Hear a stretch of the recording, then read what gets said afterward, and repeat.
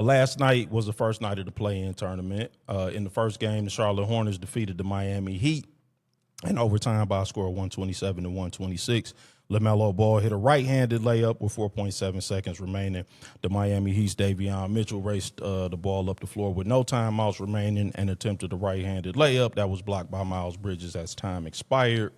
The game was not without controversy, with 10 minutes and 58 seconds remaining in the second quarter as LaMelo Ball drove to the basket for a layup attempt that was blocked by Simone Fontecchio. He fell to the floor and seemingly intentionally tripped an off-balance Bam Adebayo. There was no foul call, no immediate stoppage of play, which is why the on-court official said that the play was not immediately reviewed. The NBA has since launched an investigation into Ball's actions to see whether or not they merit an upgrade to the potential flagrant foul and or additional punishment. So first I'll ask you about the Lonzo Ball thing, the trip.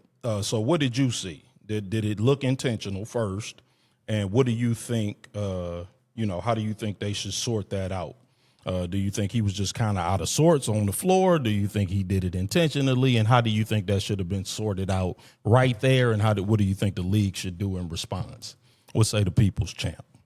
Yeah, I think he did it intentionally, but I think it was like one of those things where it was the reaction of an impulsive guy in the moment, that it was all fluid, and that's how he naturally reacted. That's how he would have reacted if there were no cameras around. Yeah, right. You know what I'm saying? Yeah. And, I think the byproduct was the injury to Bam, which I don't think he intended to hurt. But you get what I'm saying? Yeah, like, I agree. I don't you know think how, he tried like, to when injure him.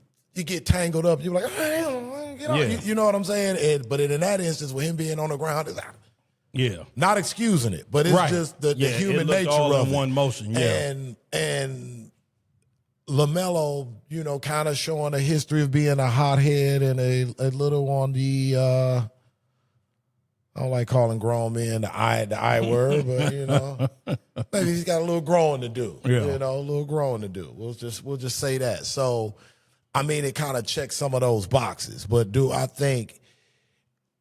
don't think it was a cheap shot. You get what I'm saying? I just think it was a petulant reaction that led to a messed up injury to Bam. If that makes sense. Right. Yes. I'm kind of that same opinion. I did think that it was flagrant, which doesn't necessarily mean intentional, but I did think the officials were derelict for missing it.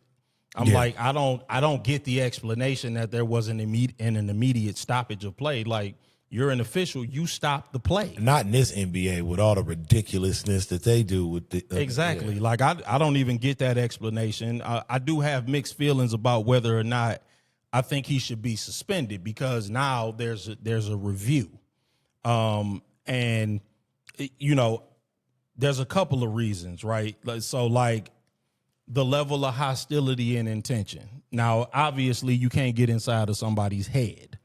I don't know if he has a history of this type of thing, right? So, like, I've never known him to be. Like I said, I just think it was just his reaction that led to an injury, and the reaction wasn't cool. And also, I don't know what the precedent is for the NBA suspending guys in one-game elimination situations. This would be the ultimate punitive action. Right. If they were to suspend him for Friday's game, because it's win or go home. So, like, what's the precedent for that? Because that's a punishment not only to him, but his entire team, because they're going to be missing their best player. But what he did was a punishment to the Miami Heat. It was. That's a good counterpoint. That's a very good counterpoint. Like, he took their best player off the floor in a one-game elimination. I mean, I would like to think that on that layup attempt by LaMelo Ball, Bam Adebayo would probably be there either help side or meeting him at the rim to contest the shot. And he certainly makes a difference in a one-point game. Right. So, I mean, where they were badly out-rebounded, and he's their best rebounder. So. And then, like the NBA has done since 2003, all things lead back to your boy. I mean, if we're talking 1-game suspensions and high-stake games Well, yeah. for retro disciplining actions that happen in a prior game, that would probably be the only example that I could think of where something was not called in the actual game, but disciplined afterwards and directly affecting the outcome of that game. Well, that was some said series. But that was Draymond's 16th technical, I think. They didn't even call anything when that happened. Kiki Vanderway reviewed it over the weekend and gave him his 16th. Yeah, after a barrage of after a campaign of he should get one. How he, you get what I'm saying? Like that's the only thing I can think of where there's an example where we're going to look back at something we missed, and then be like, you know what, we got to get it. Yeah, I know. Yeah, so this is interesting. I'm interested to see how this one will shake out because I think that I don't know. I don't know what would be fair. Right? It's hard for me to say what would be fair. I think that My instincts tell me what would be fair is to let him play on Friday because it's a 1-game elimination, even if you want to suspend him, and then either suspend him for the start of next season or the start of the playoffs so that it's not the ultimate punitive action because that seems like the ultimate punitive action. Yeah, I agree. Like I said, I don't know what the solution is. Exactly, I really don't. But the thing about it is, again, we talk about this with the NBA every single year. Yep. And the thing that I will give the NFL credit for, every offseason, the NFL is like, all right, what sucks? Right. What works? What needs to be fixed? We're going to get into that, too. Every offseason. Yep. Whereas we've been talking about the officiating in the NBA since the 80s. Earl Strom, you get what Hugh Hollins, Dick Bavetta. This has been a problem with the NBA, a prevailing problem for north of 30 years. Yeah, and it always seems to get worse in the playoffs. Yeah, man. Yep, you're right. So yeah, man, we'll obviously talk about whatever they decide to do on the next show. But the second play-in game featured the Portland Trail Blazers at the Phoenix Suns. The Portland Trail Blazers did defeat the Suns by a score of 114-110 after trailing by 6 with 3 minutes left. Denny Avdia went on a flurry, which included a go-ahead three-point play with 16.1 seconds remaining in the game. And I'm going to need some help from the People's Champ with this sequence that I'm about to describe. Now, Goodwin, for the Phoenix Suns, he hit a layup, 32 seconds remaining. That gave the Suns a 110-109 lead. Portland called the timeout. Now, when they called this timeout, I yelled at the television, put in a rim protector. This is what I said. I said, put in a rim protector. Put Mark Williams back in the game because Goodwin is about 6'3", 6'4". He scored that layup from the dunker spot because Portland was playing a small ball lineup. Why Tiago Splinter was playing a small ball lineup, I don't know. He's building it while flying. Yeah, I have no idea. But I'm like, you don't get caught the same way. Don't get caught without a rim protector in there. Put your big back in. He puts a small ball lineup back on the floor. Denny Avdia smartly line drive layup straight to the basket, laid it up, and one foul. I'm the biggest Dylan guy on the Brooks. floor. Why not? Foul Dylan Brooks out the game. Listen, man, the small ball lineup is the Wildcat formation of the NBA. It's way over, except it's still way overused. Like they still overusing it. You got a big shot. Both teams got a big old shot blocker sitting right there on the bench. What is the purpose of that? Well, if you bring in the big guy, they'll kick it out and shoot a three. So what? Right. You up by 1. Let them kick it out. Even if they hit the 3, don't call timeout. Run right back to the other end. They got a small ball lineup in. Your big guy, he can turn right around and get a layup and tie the game. Nice and easy. It would have been just that easy to get the 2 points right back and tie the game. But instead, you got a small ball lineup in there. He went directly to the basket because there was no rim protector. I do not understand that for the life of me. You knew that they were going to do to you exactly what you just did to them because both of y'all were playing small lineups.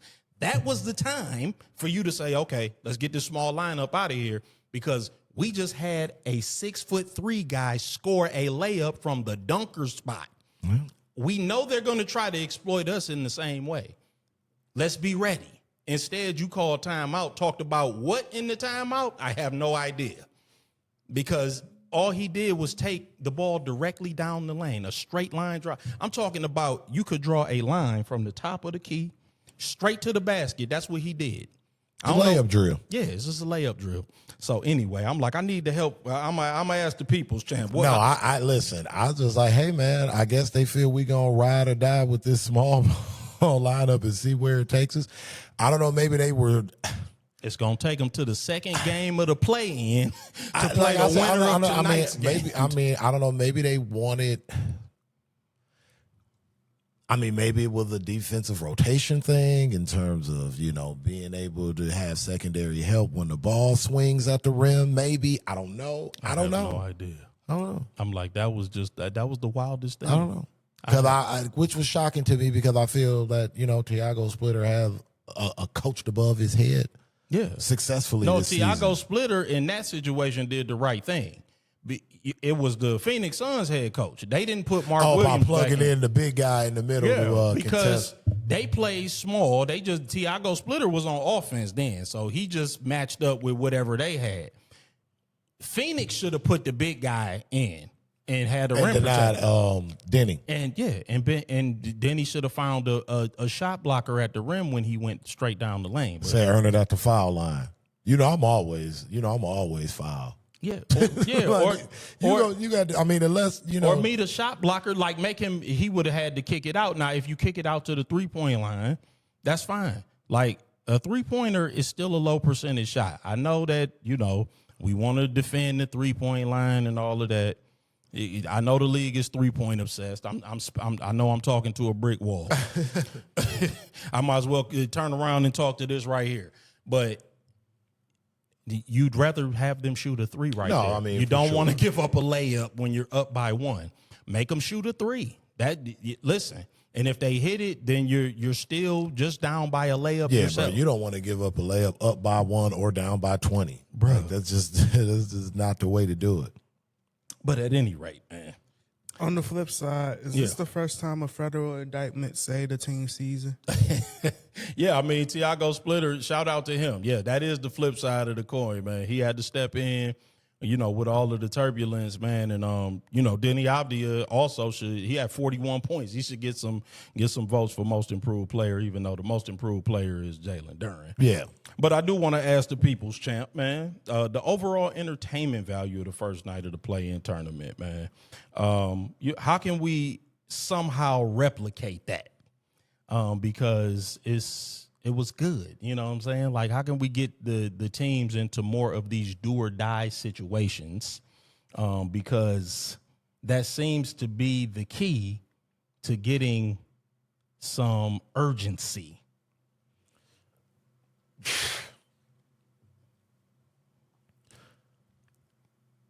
What say the people's champ? Man, I don't know how you incentivize these guys. I know. I mean, like, do you maybe somehow, some way, I don't know. Like, that's $1 million question, man. How you're going to have to find a way to raise revenue by cutting games. Yeah, that's going to be eventually the next step. That's the only way. Because you're getting this urgency because it is do or die. Like, the games actually matter. Yeah. It's only so much you can do to make a midweek game in February matter so much. Yeah. Yeah. Yeah, because Daryl Morey, the GM of the Houston Rockets a few years back, was asked the question, how come college basketball is able to get better ratings than the NBA? And his answer was one word: urgency. Yeah. What if maybe the NBA tried like the NHL point system or something like that? That's interesting. and how that affects like playoff seeding. Yeah, and then maybe we add like some caveats where you get more points versus a win versus a West Coast team. Yeah, man.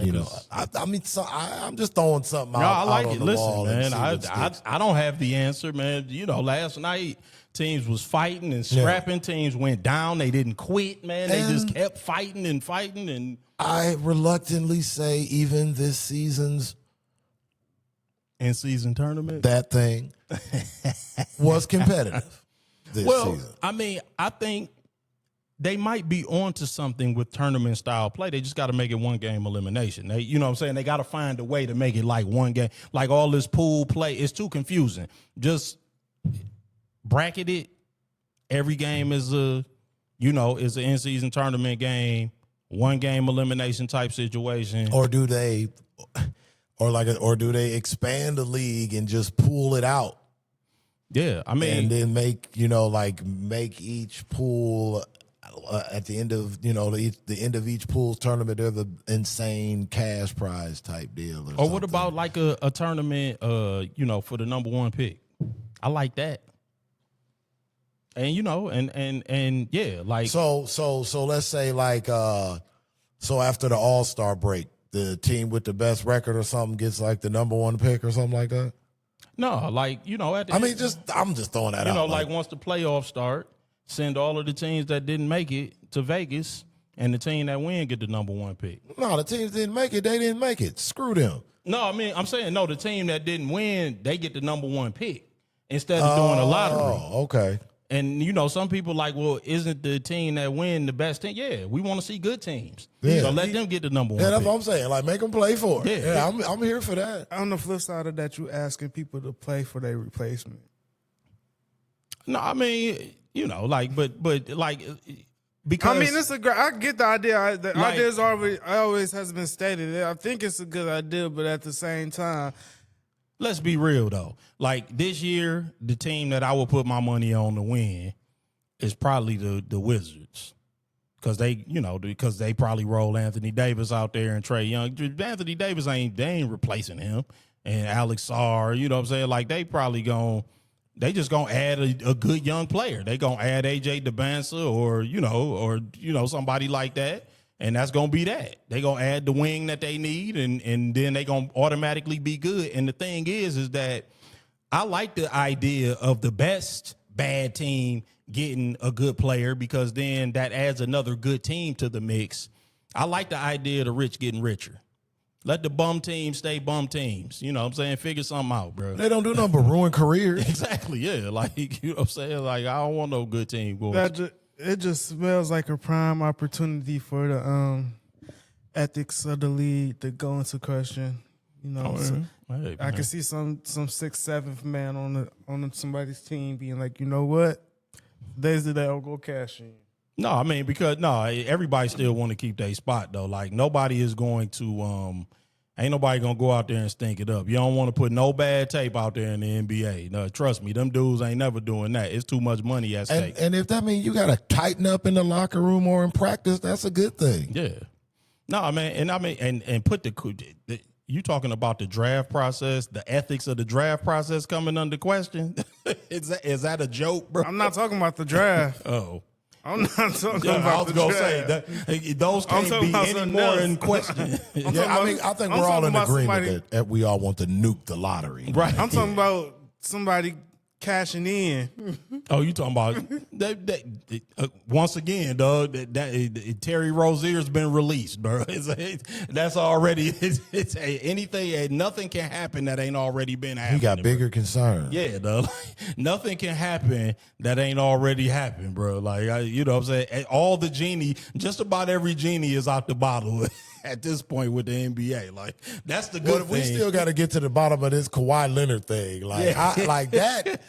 Yeah, that too. Yeah, like some gangster shit going on with that, man. We got to get to the bottom of that. Just about every genie is out of the bottle with the NBA, man. Like we have seen just about every scenario, or had about every question about somebody doing something or getting some kind of payment, or yeah. But I digress, man. Those are conversations for another day.